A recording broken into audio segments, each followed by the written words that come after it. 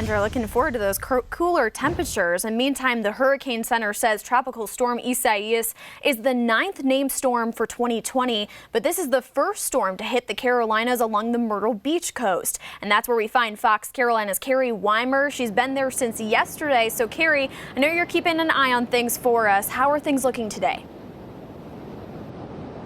You know, Shell, it's been another beautiful day here today. People were out on the beach all day soaking up the good weather before, of course, the rain and the wind start moving in from Isaias. Now, we talked to some people here today that are full-time residents, and they said they're not going to panic about the storm, but they also are not going to underestimate what could happen.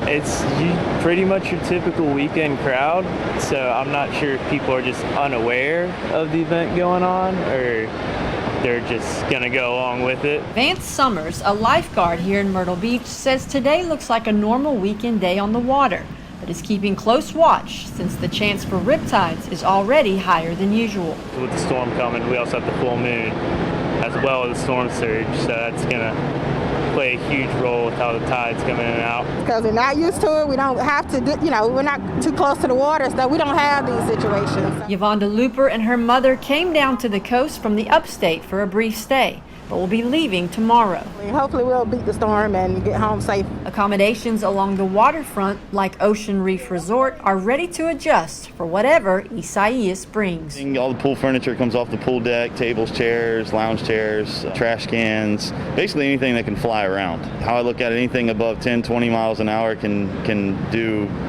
damage, and however you look at it, whether it be just debris or pool furniture or all the above. Meadows says the resort has had to make several adjustments this year already due to COVID-19.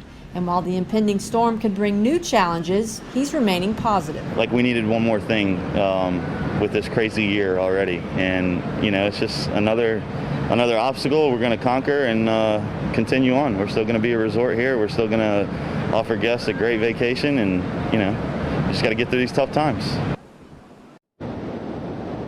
Now, things here are expected to look much different as we head into tomorrow, but of course we'll be staying here, keeping an eye on things and seeing exactly what Isaias brings to this area. Shell?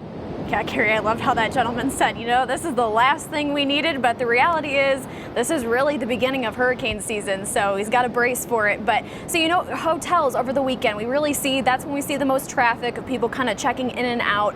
Were you seeing an uptick of people leaving, or what were you seeing in the hotel?